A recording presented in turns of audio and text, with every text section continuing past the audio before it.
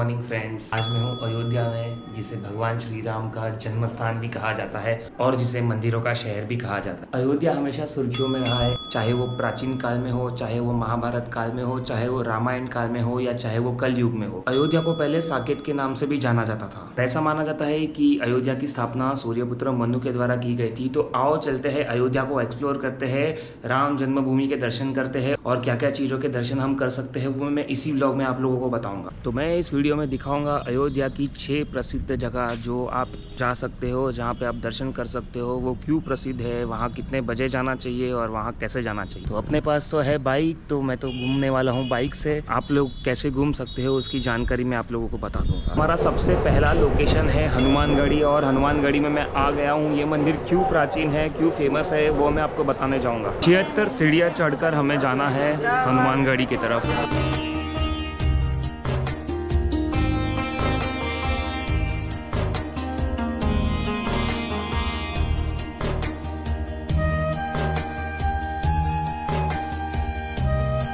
यहाँ हनुमान जी की 6 इंच बड़ी प्रतिमा है जो फूल मालाओं से हमेशा सजी हुई रहती है। ये तो सभी को पता है कि अयोध्या श्री राम जी की नगरी है। राम जी से पहले किए जाते हैं हनुमान जी के दर्शन हनुमानगढ़ी में आके। ऐसा इसलिए किया जाता है क्योंकि जब राम जी, लक्ष्मण जी, सीता जी और हनुमान जी अयोध्या वापस आए थे, तब राम जी ने हनुमान जी का घर अयोध्या में ही बसा दिया था। और राम जी ने हनुमान जी से कहा था कि जो कोई भी मेरे दर्शन करने आएगा उससे प्रथम वो आपके दर्शन करेगा। इसीलिए राम जी के दर्शन करने से पहले हनुमानगढ़ी के दर्शन किए जाते हैं। साथ ही साथ ये कहा जाता है कि आज भी हनुमान जी अयोध्या की रक्षा करते हैं और हर रोज सुबह 4 बजे हनुमान जी यहाँ पे दर्शन करने आते हैं। इस मंदिर की एक विचित्रता है, ये है कि इस मंदिर का निर्माण कोई हिंदू ने नहीं बल्कि नवाब सुजाउद्दौला ने किया था। एक छोटा सा वृक्ष के नीचे एक मूर्ति हुआ करती थी, उसे तोड़कर नवाब सुजाउद्दौला ने बहुत बड़ा मंदिर बनाया। जब बाबा अभयराम ने नवाब सुजाउद्दौला की बेटे की जान बचाई तो बदले में उसने यहाँ मंदिर का निर्माण करवाया था। मंगलवार के दिन यहाँ भव्य पूजा होती है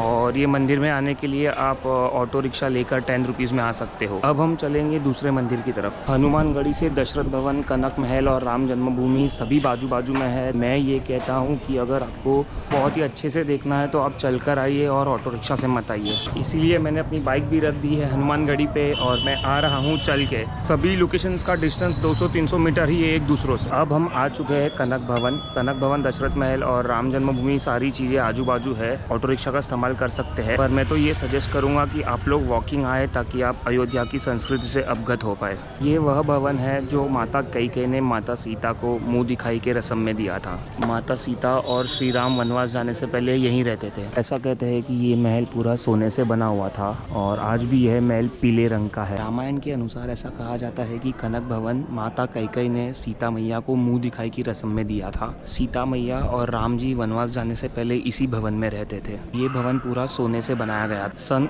1891 में राजा विक्रमादित्य ने फिर से ये भवन का निर्माण कराया था।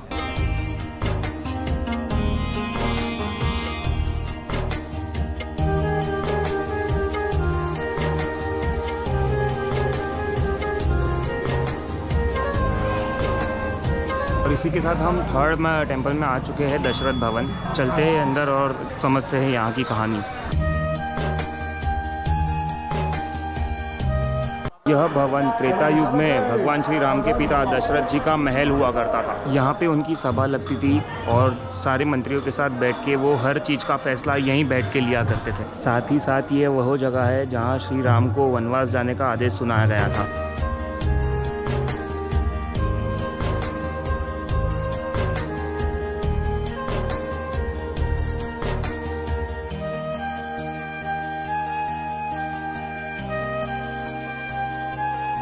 जब भी आप दशरथ भवन आओगे तब भगवान श्री राम, सीता माँ और लक्ष्मण जी की वनवास रूपी वाली स्मृति मिलेगी। यह है दशरथ भवन का बड़ा सा आंगन जहाँ पे राम विवाह और कार्तिक मेले जैसे उत्सव आयोजित किए जाते हैं।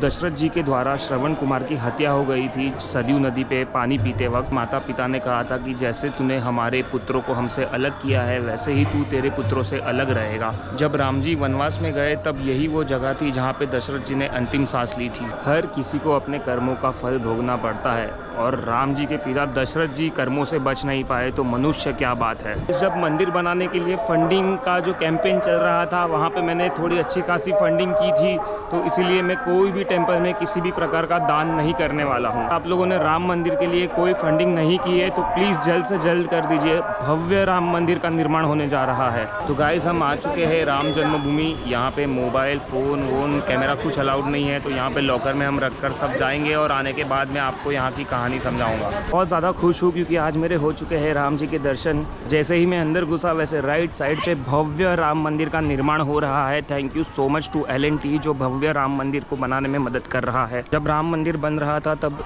नर्मदा, गंगा, यमुना, कावेरी और कामयाका नदी से पानी लाया गया था और यहाँ पे भूमि पूजन करने के लिए सारे गुरुद्वारा, मंदिर और जैन मंदिर की सॉइल लाई गई थी और यहाँ पे उसी सॉइल से भूमि पूजन हुआ था।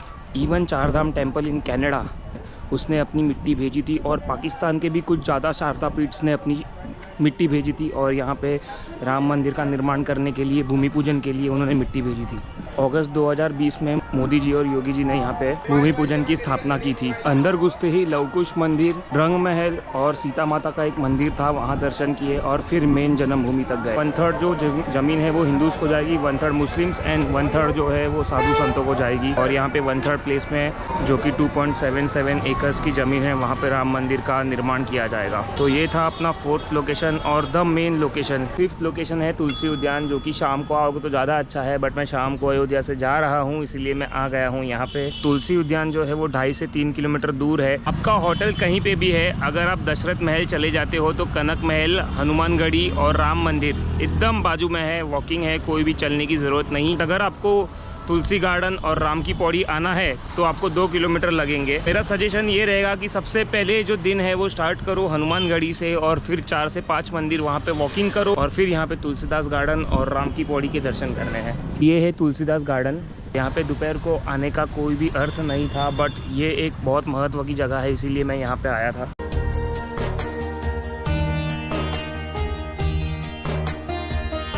तुलसी उद्यान गोस्वामी तुलसीदास जी को समर्पित है, जो रामचरितमानस के रचयिता है। यह उद्यान तुलसीदास जी को श्रद्धांजलि स्वरूप में बनाया गया है। ये उद्यान के बीचों बीच आपको तुलसीदास जी की मार्बल की बनी हुई मूर्ति दिखेगी। यह उद्यान का नाम पहले विक्टोरिया गार्डन हुआ करता था, जो रानी विक्टोरिया को समर्पित था। 1960 में इस उद्यान का नाम बदलकर तुलसी उद्यान किया गया था। इस उद्यान में आना है तो आप शाम को आइए। अगर बारिश की सीजन में आए आप तो इस उद्यान का लुत्फ ही कुछ अलग होगा। चलते हैं हमारा last but not least location Ram की पौड़ी और हम करते हैं वहाँ स्नान और करते हैं सभी पापों को मुक्त। This is my 6th location and this location is Ram की पौड़ी। और चलते हैं हम सरयू नदी में स्नान करते हैं। ऐसा माना जाता है कि अगर आप कोई तीर्थ स्थान नहीं कर पा रहे हो और सरयू नदी में स्नान कर लेते हो, तीर्थ स्थान के दर्शन की प्राप्ति होती है। और इस नदी को उत्तर प्रदेश गवर्नमेंट ने इतना अच्छा बनाया है कि यहाँ पे फॉरेनर लोग भी शाम का लुत्फ उठाने आते हैं। यहाँ आने का भी सही समय शाम के 5 बजे के बाद है। पुराने घाट पे शाम को 6 बजे सरयू की आरती भी होती है। पुरानी घाट थोड़ी सी उस बाजू है, थोड़ा 100 मीटर चल के जाना होता है। ये देखिए सारे लोग सरयू नदी में नहा रहे हैं और यहाँ का लाभ उठा रहे हैं। मैं सिर्फ पैर डुबाऊंगा क्योंकि मेरे पास सामान है, कैमरा है और संभालने के लिए कोई नहीं है। तो मैं भी आ चुका हूँ घुटने तक के पानी में सरयू नदी में, और सरयू नदी का जो पानी है उससे आपको भी स्नान करवा देता हूँ। बोलो जय श्री राम। यदि आपके पास और थोड़ा समय है अयोध्या में तो आप यहाँ पे ये घाट पे 1-2 घंटा भी बिता सकते हो।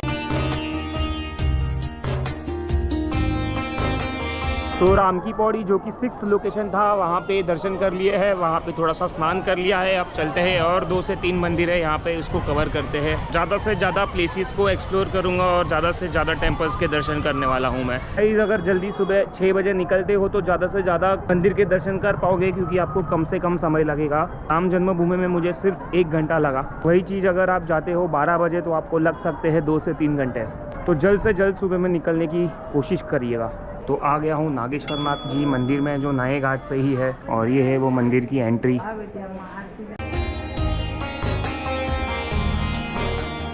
तो ये है महादेव मंदिर और यहाँ पे भी दर्शन कर लिए हैं।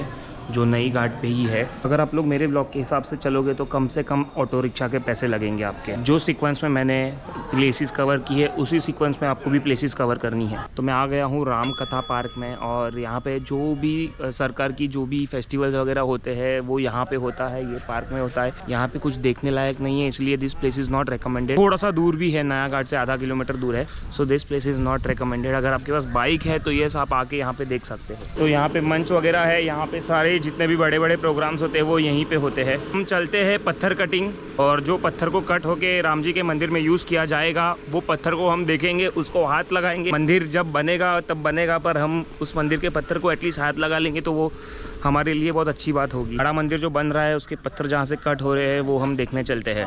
तो गाइस ये लोकेशन पे आए हैं, ये है पत्थर कटिंग। ये देखिए किस तरीके से छोटे छोटे पत्थर कट हो रहे हैं, और इस पर आर्किटेक्ट मतलब छोटे छोटे डिज़ाइनिंग हो रहे हैं। और मैं प्राउड हूँ यहाँ पे आ पा रहा हूँ। मंदिर बनने से पहले ही मंदिर के पत्थर को टच कर लिया मैंने। कट किए हुए पत्थर यहाँ पे रखे हैं और ये ले जाए जाएंगे मंदिर की तरफ जब इसका काम पूरी तरीके से तैयार हो जाएगा। तो ये एक पत्थर कटिंग है। वैसी पत्थर कटिंग 2 से 3 जगह पर है, आप कोई भी जगह जा सकते हो और देख सकते हो, और से पत्थर को हाथ लगा के बोल सकते हो जय श्री राम। ये क्या हो रहा है? पॉलिश कर रहे हो। और ये डिज़ाइन कौन करता है? आगे कारीगर करते हैं। अच्छा,